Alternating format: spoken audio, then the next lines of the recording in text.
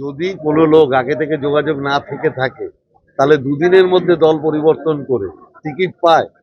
যারা এতদিন ধরে বিজেপি করলো ব্যারাকপুর এলাকায়, ফাল্গুনী পাত্রদের মতো ভালো মেয়েরা, তারা অযোগ্য হয়ে গেল।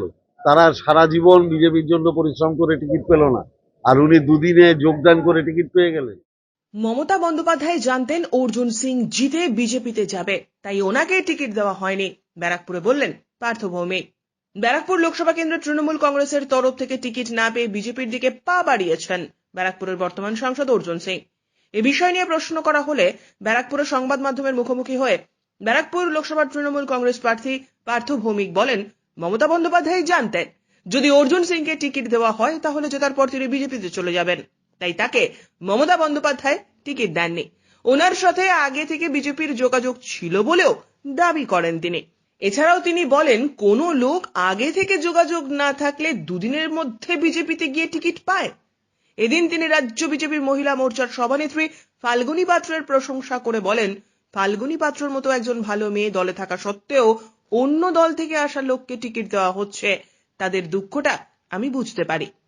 আমি বলতে পারবো না, মানে আমার বন্ধু ভালো থাক, আমি চাই আমার বন্ধু যেখানেই থাক আমার বন্ধু ভালো থাক। কি বলবেন, বিজেপিতে যোগ দিলেন, তৃণমূলের কেউ কি যাবে বিজেপিতে অর্জুন সিং এর সঙ্গে? উনি যদি কাউকে দেখাতে পারেন আমি খুব খুশি হব। ব্যারাকপুর লোকসভা কেন্দ্রে ওনার এই যোগদান নিয়ে কি বলবেন?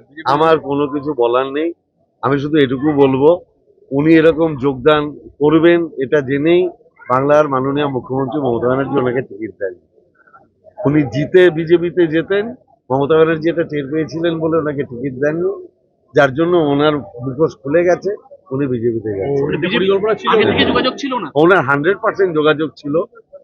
কোন লোক টিকিট না পেয়ে দুদিনের মধ্যে বিজেপির সাথে যোগাযোগ করে যদি আগে থেকে যোগাযোগ না থাকতো তাহলে টিকিট পায়, তাহলে টিকিট পায়।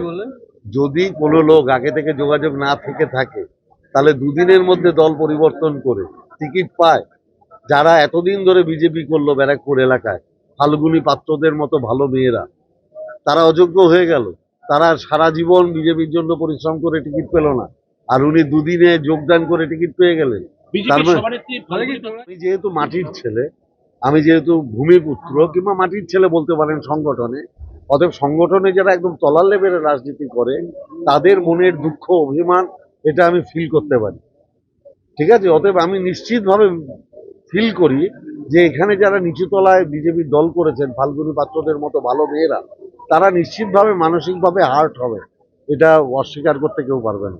যখন উনি তৃণমূলে ছিলেন তখনও কি বিজেপির সাথে কোনো রকম যোগাযোগ ছিল বলেই তো দুদিনের মধ্যে গিয়ে টিকিট পেয়ে গেল।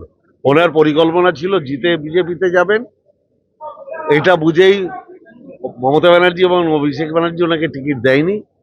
এখন এক্সপোজ হয়ে গেছে, এখন লোকে দেখছে যে আরে সত্যিই তো দুদিনের মধ্যে গেল আর টিকিট পেয়ে যাচ্ছে। সবাই বলে দাবিগুলির ভোট, মন্ত্রিত্ব বিধায়ক পদ ছেড়ে আপনি যাতে ভোটে লড়েন, কি বলবেন? আমি তো ভোটে লড়বো, আমি দলের অনুগত সৈনিক, দলের বাইরে আমি কোনোদিন যাইনি। আমায় দল যদি বলে ছেড়ে দেবো, আমি তো দলের অনুগামী সৈনিক, আমি তো একা নই, আমি কোনো স্বৈরাচারী শাসক নই। আমি নির্বাচনটাও লড়বো আমার দলের সবাইকে নিয়ে। আমাদের লড়াই হচ্ছে দলগত লড়াই, আমরা যারা মমতা ব্যানার্জির অনুগামী তারা লড়বো। আর উনি একা স্বৈরাচারী শাসক, 2019-এর সন্ত্রাসের নায়ক। ব্যারাকপুরের মানুষ এর যথাযোগ্য জবাব। শান্ত ব্যারাকপুর আপনার কি উপহার থাকবে? 1 পয়েন্ট প্রোগ্রাম, ব্যারাকপুরে মস্তানি রাজত্ব চলবে না। ব্যারাকপুর থেকে সৈকত গাঙ্গুলির প্রতিবেদন, চ্যানেল 24/7।